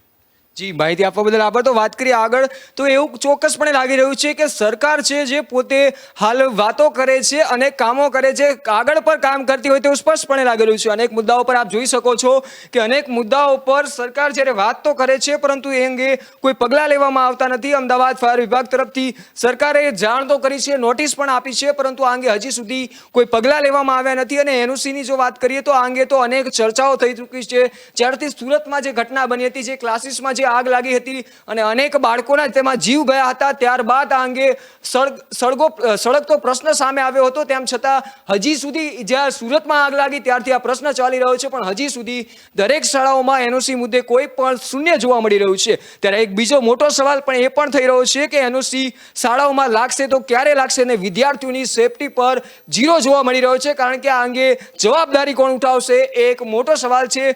ત્યારે આ અંગે અમારા સહયોગી દિલીપભાઈ અમારી સાથે જોડાઈ ગયા છે. દિલીપભાઈ પાસેથી માહિતી મેળવીશું. દિલીપભાઈ, જે એનઓસી અંગેની જે વાત છે, સરકાર દ્વારા અનેકવાર નોટિસો આપવામાં આવી છે શાળાઓમાં, પરંતુ શાળાઓમાં હજી સુધી નોટિસો એનઓસીની કોઈ સુવિધા ઉપલબ્ધ કરવામાં નથી આવી. ને એક બાજુ એવું કહેવામાં આવે છે કે સરકાર જે માહિતી આપે છે કાગળ ઉપર જ રહે છે. તો આપનું શું કહેવું છે? પહેલી વાત તો એ કે ખરેખર તો શાળાની જે મંજૂરી સરકાર દ્વારા આપવામાં આવે ત્યારે એનઓસી ફાયર એનઓસી સાથેની આપવી જોઈએ. પણ પરિસ્થિતિ અત્યારે એવી છે કે ગુજરાતમાં લગભગ 40% શાળાઓ છે કે રમતગમતના મેદાનો જ નથી. તો ફાયર સેફટીની વાત ત્રીજા ચોથા તબક્કા ઉપર જતી રહે છે. એટલા માટે જ્યારે એની મંજૂરી આપવામાં આવે સ્થાનિક સત્તાવાળાઓ દ્વારા કોઈ પણ સ્કૂલની, પ્રાઇવેટ હોય કે સરકારી હોય કોઈ પણ, તો એને કમ્પલસરી ફાયર સેફટી માટેના જે સાધનો છે એ વસાવેલા હોય તો જ એને એનઓસી આપવી જોઈએ બિલ્ડિંગ યુઝ માટેની. તો જ આ શક્ય છે. બાકી તો દર વર્ષે હાઈકોર્ટ આને સિરિયસલી લે છે, હાઈકોર્ટ આદેશો પણ આપે છે, પરંતુ સત્તાવાળા તો અમલ કરતા નથી. સરકારને સહેજ પણ વિદ્યાર્થીઓની પડી નથી. આજે પણ સુરતની જે ઘટના બની હતી ક્લાસીસમાં, તો ત્યાં આજે પણ લોકો લડી રહ્યા છે. જે છોકરીઓએ જીવ ગુમાવ્યા હતા એના માતા પિતા આજે પણ સરકાર સામે લડે છે. સરકાર જવાબ નથી આપતી. ખરેખર તો જ્યાં એનઓસી વગર કોઈ પણ ડેથ થતું હોય છે, ફાયર એનઓસી વગરની, ફાયરના સાધનો ન હોય, ત્યાં સરકાર વળતર પણ આપવું જોઈએ. એટલા માટે અત્યારે એ જરૂરી છે ખાસ તો કે સરકાર જ્યારે એને મંજૂરી આપે છે, મ્યુનિસિપલ કોર્પોરેશન જ્યારે એને મંજૂરી આપે છે, અથવા તો જિલ્લા ઓથોરિટી, એજ્યુકેશન ઓથોરિટી જ્યારે એને મંજૂરી આપે છે, ત્યારે શાળા પાસે ફરજિયાતપણે ફાયરના સાધનો હોવા જરૂરી છે. જી દિલીપભાઈ, માહિતી આપવા બદલ આભાર. તો વાત કરીએ, ચોક્કસપણે એવું લાગી રહ્યું છે કે કારણ કે સુરતમાં જે ઘટના બની હતી ત્યારબાદ તેમને હજી પણ એમના વાલીઓ, એમના માતા પિતાઓ આ અંગે લડી રહ્યા છે એવું ચોક્કસપણે એમને કહ્યું. તો એ અંગે આપણે વાત કરીએ તો કે વાત સાચી છે કે એક બાજુ એક તરફ સરકાર કાગળ પર લખાણો લખીને આપે છે, તો બીજી તરફ હજી પણ આ અંગે કોઈ પગલાં લેવામાં નથી આવ્યા. વાલીઓ હાલ પણ મદદની ગુહાર લગાવી રહ્યા હોય, એમ કહેવાય કે હકીકતની ગુહાર લગાવી રહ્યા હોય તો સ્પષ્ટપણે લાગી રહ્યું છે. કારણ કે એમને તો પોતાના બાળકો ગુમાવ્યા છે, પરંતુ પરંતુ હવે બીજી કોઈ આવી ઘટના ન બને એ માટે તેઓ પગલાં લઈ રહ્યા છે અને એ માટે તેઓ આગળ આવી રહ્યા છે, પરંતુ હજી સુધી સરકાર દ્વારા આ અંગે કોઈ કાર્યવાહી કરવામાં નથી આવી. ત્યારે હવે આપણે આગળના સમાચારો પર નજર કરીએ તો કોરોનાની ત્રીજી લહેર હવે ધીમે ધીમે શાંત થતી હોય તેવું લાગી રહ્યું છે. બીજી લહેર બાદ કોરોનાના કેસોમાં ક્યાંક ને ક્યાંક ઘટાડો હોતો હોય તેવું જોવા મળી રહ્યું છે. અમદાવાદની સિવિલ હોસ્પિટલના કેમ્પસમાં આવેલી બીજે મેડિકલ કોલેજ લેબ કે જ્યાં સુધી વધુ કોરોનાના સેમ્પલ ટેસ્ટ કરવામાં આવે છે, ત્યાં છેલ્લા મહિનાથી માત્ર 1 કે 2 પોઝિટિવ કેસ નોંધાયા છે. આ અંગે પ્રાપ્ત માહિતી અનુસાર બીજે મેડિકલમાં અમદાવાદ શહેર અને ગ્રામ્યમાંથી આવતા કોરોના સેમ્પલ લગભગ 100% નેગેટિવ આવી રહ્યા છે. હાલમાં ત્યાં 1500 જેટલા કોરોનાના સેમ્પલ ટેસ્ટ કરવામાં આવી રહ્યા છે, પરંતુ 1500 ટેસ્ટમાં એક પણ સેમ્પલ પોઝિટિવ આવી રહ્યો નથી. તો આ અંગે વધુ માહિતી મેળવીશું અમારા સહયોગી ગાંધીભાઈ પાસેથી. તો ગાંધીભાઈ, હાલ જે કોરોનાની લહેર હવે શાંત થતી હોય તેવું લાગી રહ્યું છે, તો શું કહેવું છે આપને? દિવાળીના તહેવારો પછી થોડાક કેસ વધે અમદાવાદ સહિત ગુજરાતમાં, ત્યારે લોકોમાં સ્વાભાવિકપણે થોડી ચિંતા થઈ હતી. પરંતુ એક સારા સમાચાર હવે એ છે કે સિવિલ હોસ્પિટલ કેમ્પસમાં આવેલી બીજે મેડિકલ કોલેજની જે લેબ છે એમાં દરરોજ ઘણા બધા ટેસ્ટ થઈ રહ્યા છે. એમાંથી હાર્ડલી 1 કે 2 પોઝિટિવ આવી રહ્યા છે.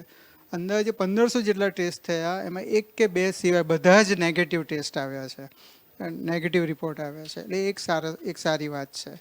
બીજું કે તેમ છતાં હજી પણ લોકોએ સોશિયલ ડિસ્ટન્સિંગ જાળવવું જોઈએ અને માસ્ક પણ પહેરવાનું રાખવું જોઈએ.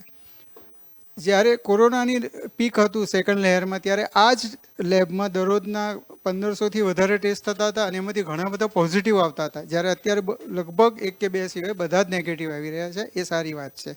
એટલે ત્રીજી લહેર આવવાની શક્યતા અત્યારે નહિવત જણાઈ રહી છે. અને ફરી એકવાર હું લોકોને અપીલ કરીશ કે તેઓ માસ્ક પહેરે અને સોશિયલ ડિસ્ટન્સિંગનું જાળવણી કરે. જી, માહિતી આપવા બદલ આભાર. તો વાત કરીએ કે કોરોનાની બીજી લહેર શાંત તો થઈ છે, પરંતુ હજી ત્રીજી લહેરનો ખતરો ટળ્યો નથી.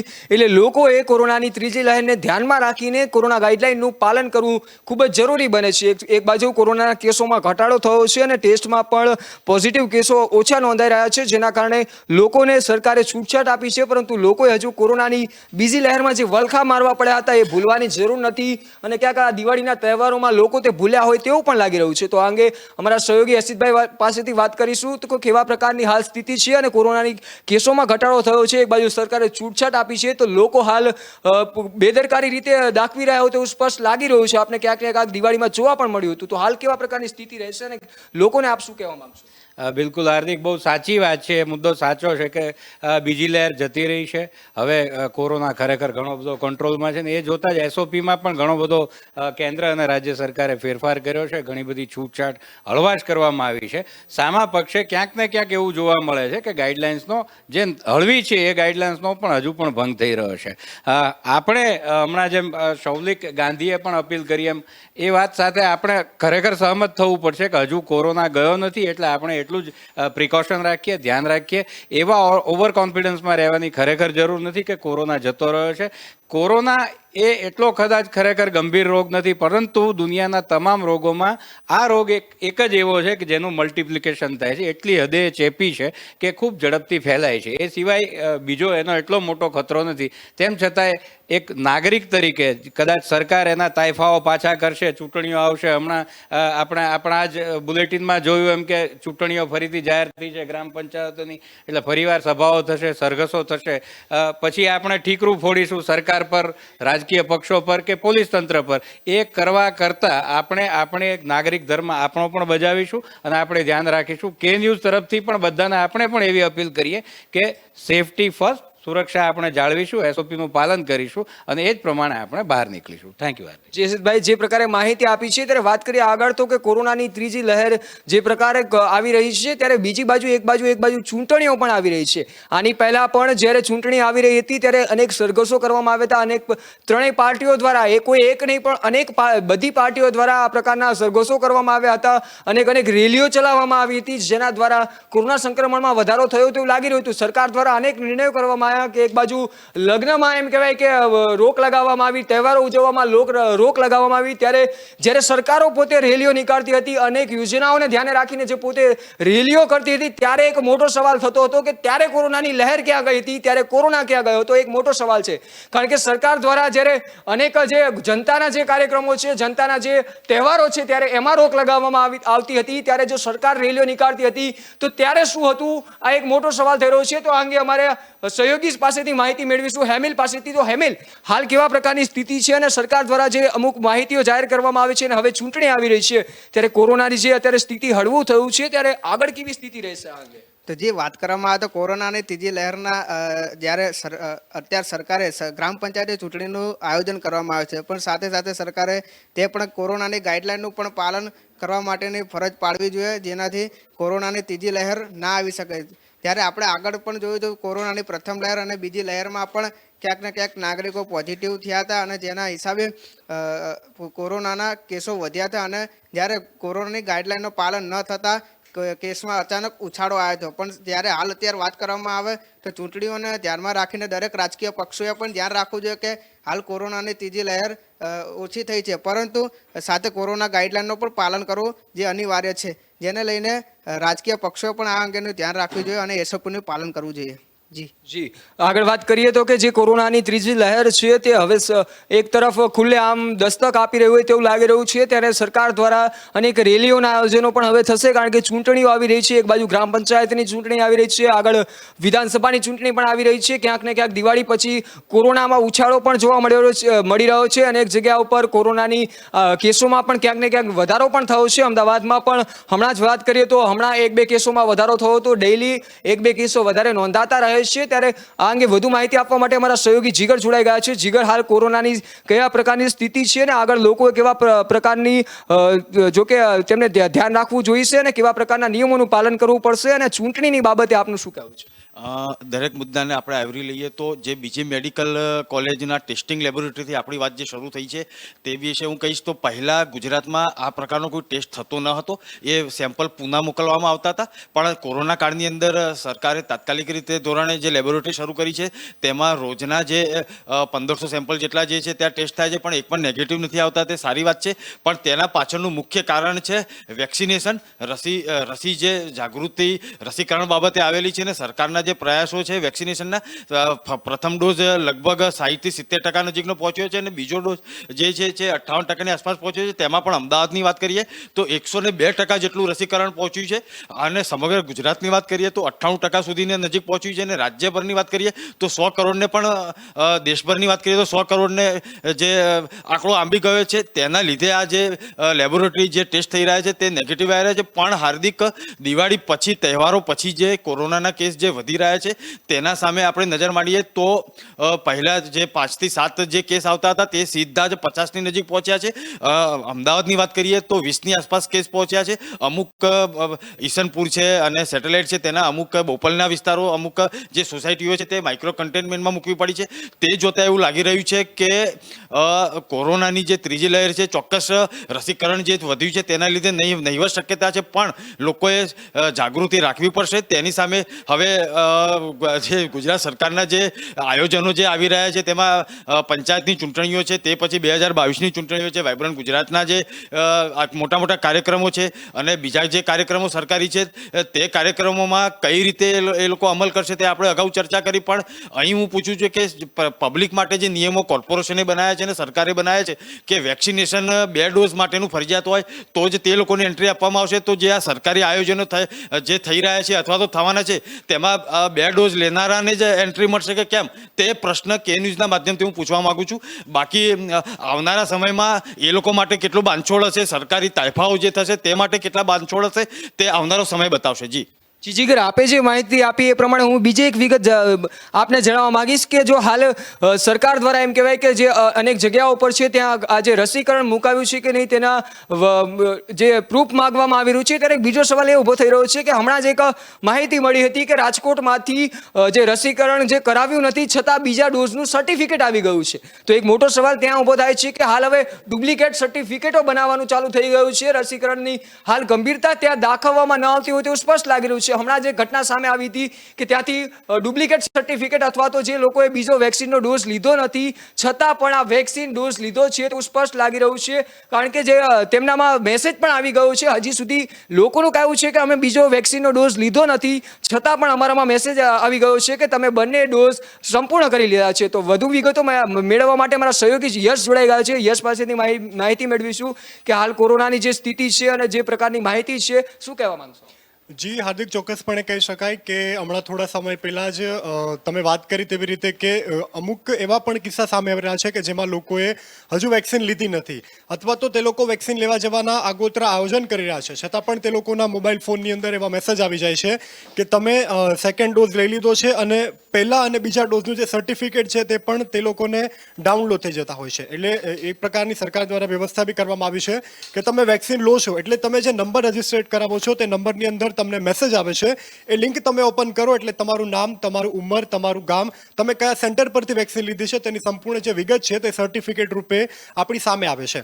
પરંતુ ઘણા કિસ્સા એવા સામે આવી રહ્યા છે કે જેની અંદર લોકો વેક્સિન પ્રથમ ડોઝ લીધો છે, જે લોકોને બીજો ડોઝ લેવાનો બાકી છે તેવા લોકોના ફોનમાં પણ મેસેજ આવી રહ્યા છે અને તે લોકોના મોબાઈલ ફોનની અંદર જે કોરોનાનું જે સર્ટિફિકેટ છે, જે રસીનું સર્ટિફિકેટ છે તે ડાઉનલોડ થઈ જાય છે. હમણાં હાર્દિક થોડા સમય પહેલા જ તળાજાના એક બાજુના ગામના સરપંચ અને તેમના પત્નીની સાથે આ એક કિસ્સો ઘટ્યો છે ને તે પણ ખૂબ જ પ્રકાશમાં આવ્યો હતો અને મીડિયામાં પણ તેના વિશે અનેક ચર્ચાઓ થઈ ગઈ છે કે જે મહિલા સરપંચ છે તેઓ અને તેના પતિ હજુ તો બીજો ડોઝ લેવા માટેની જવાની તૈયારી કરી રહ્યા હતા. હજુ તો તે લોકો ઘરની સીડી ઉતરે તે પહેલા એ લોકોના મોબાઈલ ફોનની અંદર એક મેસેજ આવી ગયો ને એ મેસેજ ઓપન કરતા તેમાં તે લોકોએ જોયું તો તેમાં તે લોકોનું નામ, તે લોકોની ઉંમર, તે લોકોનું ગામ અને જે સેકન્ડ ડોઝ તે લોકોએ ક્યાંથી પ્રાપ્ત કર્યો છે તેનું આખું સર્ટિફિકેટ તે લોકોની મોબાઈલ ફોનની અંદર ડાઉનલોડ થયું હતું.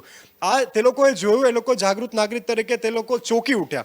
ત્યારબાદ જે આરોગ્ય વિભાગ છે તેના વિરુદ્ધ તે લોકોએ ફરિયાદ પણ નોંધાવી હતી. એટલે આવા અનેક અવારનવાર કિસ્સાઓ ગુજરાત રાજ્યમાં નોંધાયા છે અને જે 100 કરોડ વેક્સિનનો જે આંક સંપૂર્ણ થયો છે એ ખરેખર લોકોએ આટલી બધી વેક્સિન લીધી છે કે નહીં તે પણ એક સવાલ લોકોના મનમાં સ્વાભાવિકપણે ઉઠવો જોઈએ, કારણ કે લોકો હજુ તો ડોઝ લેવા જવાની તૈયારી કરે છે પહેલા તો વેક્સિનનું સર્ટિફિકેટ બનીને ઘરે આવી જાય છે. એટલે તે પણ એક બહુ મોટો પ્રશ્ન છે. એટલે આમાં પણ સરકારની અથવા તો આરોગ્ય વિભાગના કોઈ છબરડા હોય તે પણ સ્પષ્ટપણે હાર્દિક જોવા મળી રહ્યા છે. યશે જે પ્રકારે માહિતી આપી એ બદલ આપનો આભાર. તો જે વાત કરીએ કે કોરોનાની ત્રીજી લહેરની જ્યારે ભીતિ સેવાઈ રહી છે ત્યારે હવે વેક્સિનેશનની જ્યારે વાત કરવામાં આવે છે તો વેક્સિનમાં આ પ્રકારના કૌભાંડો જોવા મળી રહ્યા છે. તો હવે આગળ આ પ્રકારને કેવી રીતે જોવા મળશે તે અંગે ચર્ચા બહુ એક મોટો સવાલ થઈ રહ્યો છે. હવે આપણે આગળના મુદ્દા પર વાત કરીએ તો વડાપ્રધાન નરેન્દ્ર મોદીએ કૃષિ કાયદો પાછો ખેંચી લીધા છે. ત્યારે ખેડૂતો દ્વારા જે આંદોલન ચલાવવામાં આવી રહ્યું હતું તે આંદોલન અત્યારે સફળ થતું હોય તેવું લાગી રહ્યું છે.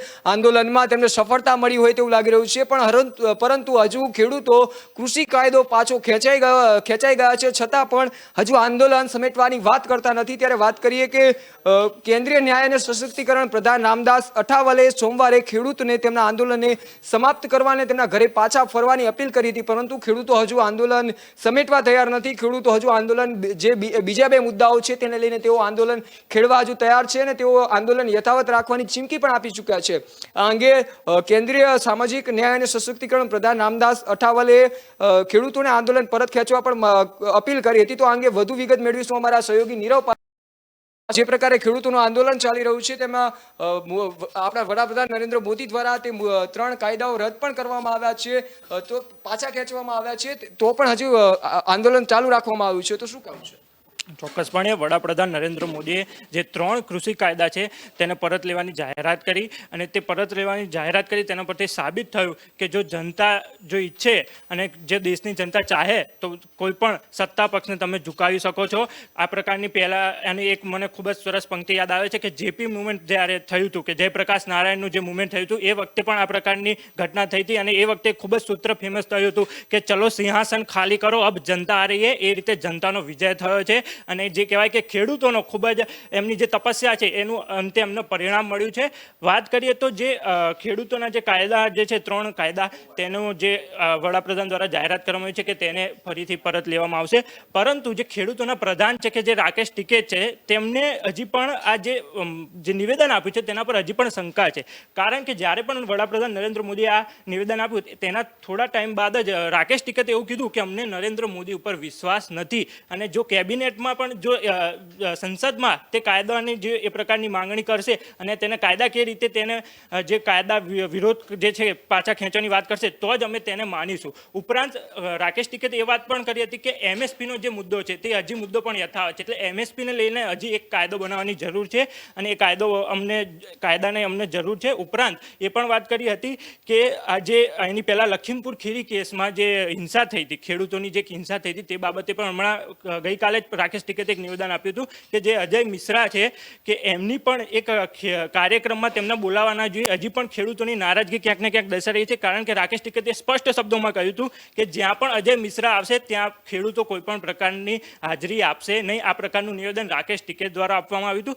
પરંતુ વાત કરીએ તો કેન્દ્રીય સામાજિક સશક્તિકરણ અને ન્યાય પ્રધાન રામદાસ આઠવલેએ એ પ્રકારની જાહેરાત કરી છે. ખેડૂતોને આ અંગે કીધું છે કે તમે ખેડૂતો અમારી વાતને જે છે એ યોગ્ય રીતે સાંભળો અને જે હવે વડાપ્રધાને ખુદ આની જાહેરાત કરી છે તો હવે તમારે જે કહેવાય જે સરહદી વિસ્તાર છે અને જે અન્ય વિસ્તારો છે ત્યાંથી તમારે જે તમારું આંદોલન એની પૂર્ણાહુતિ કરવી જોઈએ અને ત્યાંથી તમારે હટી જવું જોઈએ. આ પ્રકારની વાત રામદાસ આઠવલેએ કીધી હતી. ઉપરાંત રામદાસ આઠવલેએ વારાણસીની પત્રકાર પરિષદમાં પણ એ કીધું હતું કે તમારે ખેડૂતોએ જે પ્રકારના સરહદી વિસ્તારોમાંથી તમારે પોતાની જે જગ્યા ખાલી કરીને હવે જતું રહેવું જોઈએ, કારણ કે આ પહેલાં જ્યારે 12 બેઠક જે થઈ હતી ખેડૂતો જ્યારે આ કૃષિ કાયદો બન્યો હતો એ વખતે અમે તમારી જોડે વાત કરી હતી, તમને સમજાવ્યા હતા, પરંતુ એમણે એવું કીધું કે પરંતુ તમે માન્યા નહીં. એટલે વડાપ્રધાન મોદીએ કે અંતે કંટાળીને કે આ નિર્ણય લીધો છે એવું રામદાસ આઠવલે દ્વારા કહેવામાં આવ્યું છે અને એમણે હવે એવી અપીલ કરી છે કે ખેડૂતો હવે તમે જે છે તમારો જે એમએસપીનો મુદ્દો છે એ એમએસપીના મુદ્દાને લઈને પણ હવે કેબિનેટમાં તેની ચર્ચા કરવામાં આવશે અને તેની એક સકારાત્મક ચર્ચા દ્વારા તેને જે એમએસપીનો મુદ્દા અંગે કાયદો ઘડવાની વાત કરવામાં આવીશું. તેથી રામદાસ આઠવલે આ પ્રકારની જે કહેવાય છે કે બાંયધરી આપી છે ખેડૂતોને અને એના ઉપરથી કહી શકાય કે એમણે એવું કીધું છે કે હવે જે મેં બાંયધરી આપી છે તેના ઉપરથી તમે જે સરહદી વિસ્તારો છે ત્યાંથી તમે તમારું આંદોલનની પૂર્ણાહુતિ કરો. આ પ્રકારની રામદાસ આઠવલે દ્વારા માહિતી આપવામાં આવી છે. જીનીરો, માહિતી આપવા બદલ આભાર. તો વાત કરીએ કે જે પ્રકારે અત્યારે જે સ્થિતિ ચાલી રહી છે હજુ પણ ખેડૂતો એમ કહેવાય કે આંદોલન સમેટવાની રાહ નથી માંગી રહ્યા, હજુ પણ ખેડૂતો આંદોલન ચાલુ રાખવાની ચીમકી આપી રહ્યા છે. ત્યારે એક બાજુ રામદાસ આઠવલે એમને અપીલ કરી છે, ખેડૂતોને પણ અપીલ કરી છે કે તમે હવે આંદોલન સમેટી લો, કારણ કે સરકાર દ્વારા આ અંગે તેમની પણ ચર્ચા કરવામાં આવશે. અઠવાલે રિપબ્લિક પાર્ટી ઓફ ઇન્ડિયાના પ્રમુખ છે, જે ભાજપના સહયોગી પણ છે, તેમને ખેડૂતોને અપીલ કરી છે કે પોતે ઘરે પાછા ફરી જાય અને આંદોલન કરવાનું બંધ કરે, કારણ કે સરકાર દ્વારા તેમની માંગ પણ સ્વીકારવામાં આવી છે અને તેમને એવું પણ અપીલ કરી છે કે આ જે કાયદાઓ છે તે કૃષિ કાયદાઓ જે છે તે ખેડૂતો માટે છે અને ખેડૂતોના ઉપયોગ માટે છે, ખેડૂતોના હિત માટે છે. તેના કાયદાઓ વડાપ્રધાન નરેન્દ્ર મોદી જે પાછા ખેંચે છે તે મજબૂર બનીને ખેંચ્યા હોય તેવું લાગી રહ્યું છે, કારણ કે જે પ્રકારે ખેડૂતો દ્વારા આંદોલન ચલાવવામાં આવતું હતું એ પ્રકારે જોવા જઈએ તો આ આંદોલન જે હતું એ પ્રકારે જોવા જઈએ તો વડાપ્રધાને જે આ નિર્ણય લીધો છે તે આ આંદોલનના કારણે લીધો હોય તેવું સ્પષ્ટ લાગી રહ્યું છે. તો આ અંગે વધુ વિગતો મેળવીશું અમારા સહયોગી ફેઝલ પાસેથી. ફેઝલ, કઈ પ્રકારની આ સ્થિતિ છે અને આ કેવા પ્રકારના નિર્ણયો લેવામાં આવે છે? જે પ્રકારે 3 કૃષિ કાયદાની વાત કરવામાં આવે તે માત્ર ભારત દેશ પૂરતો સીમિત નહોતો. આમાં વિદેશમાં પણ કેટલાક જગ્યાએ વિરોધ નોંધવામાં આવ્યો હતો. તેમાં નેતાઓ, અભિનેત્રીઓ પણ આ વિરોધ કર્યો હતો. કૃષિ કાયદા છે જે સરકારે પરત લેવા જોઈએ અને સરકાર દ્વારા અત્યારે 19 ડિસેમ્બરના રોજ વડાપ્રધાન નરેન્દ્ર મોદી દ્વારા નિવેદન કરવામાં આવ્યું છે કે હવે 3 કૃષિ કાયદા પરત લેવામાં આવી રહ્યા છે, જેને લઈને જે ખેડૂતોનો જે ખુશીનો કોઈ પાર રહ્યો નહોતો. આ ખેડૂતો એ છેલ્લા કેટલાક સમયથી 14 મહિનાથી ચાલી રહેલો આંદોલન હતો, જેમાં એક મહારથ જીત હાંસલ કરી હોય તેવું એમણે સ્પષ્ટ કર્યું હતું. પરંતુ હજુ પણ રાષ્ટ્રીય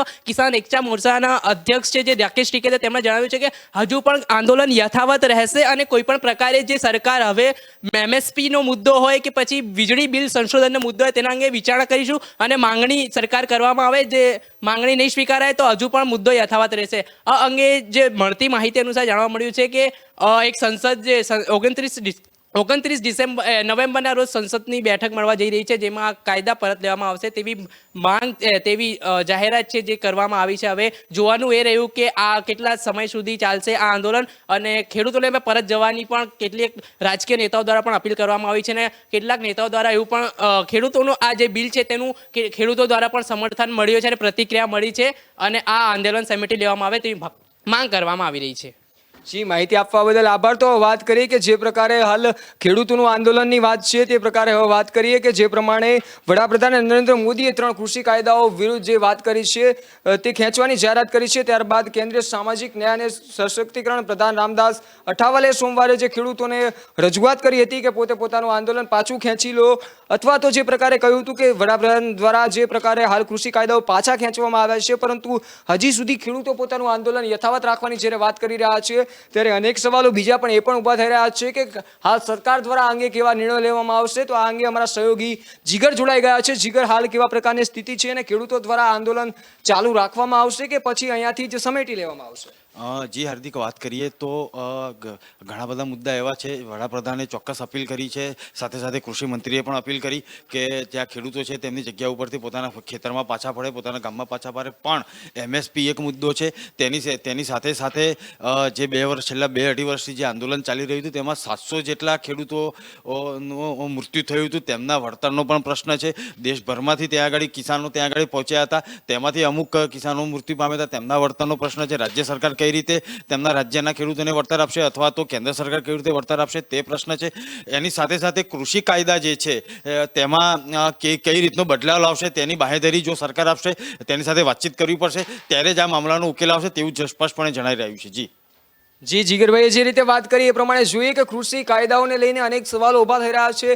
કારણ કે જે રીતે ખેડૂતો આંદોલન ચલાવી રહ્યા હતા, 14 મહિનાથી ધરાસાર પોતે આંદોલન ચલાવી રહ્યા હતા, ટ્રેક્ટરો લઈને દિલ્હી પહોંચ્યા હતા, અનેક મુશ્કેલીઓ સામનો કર્યો હતો, તેમના પર લાઠીચાર્જ પણ ક્યારેક થયો હતો. ત્યારે આ એક બહુ મોટો સવાલ થાય, કારણ કે જ્યારે ખેડૂતો ઉપર જ્યારે વાત આવતી હોય છે ત્યારે સરકાર દ્વારા તેમાં દબાવ લાવવામાં આવતો હોય છે. જ્યારે અનેક બીજા જે સરકારી કર્મચારીઓ દ્વારા જ્યારે આ પ્રકારના આંદોલનો છેડવામાં આવતા હોય છે ત્યારે તેમના ઉપર કોણ લાઠીચાર્જ કરશે કે કોણ કયા પ્રકારની કાર્યવાહી કરશે એ પણ એક સવાલ થતો હોય છે. કારણ કે કર્મચારીઓ જ્યારે આંદોલન કરતા હોય છે ત્યારે તેમના મુદ્દાઓ સાચા હોય છે, તો ખેડૂતો જ્યારે આંદોલન કરતા હોય છે ત્યારે તેમની સ્થિતિ કેવી હોય છે એ એક બહુ મોટો સવાલ થઈ રહ્યો છે.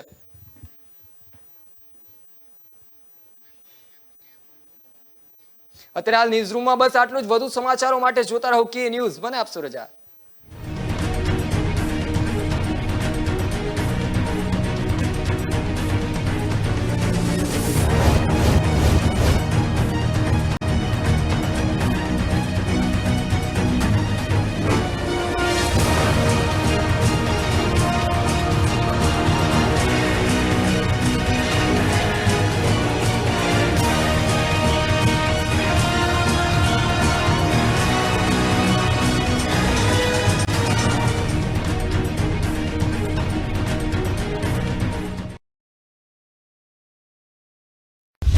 ખુશ ખબર,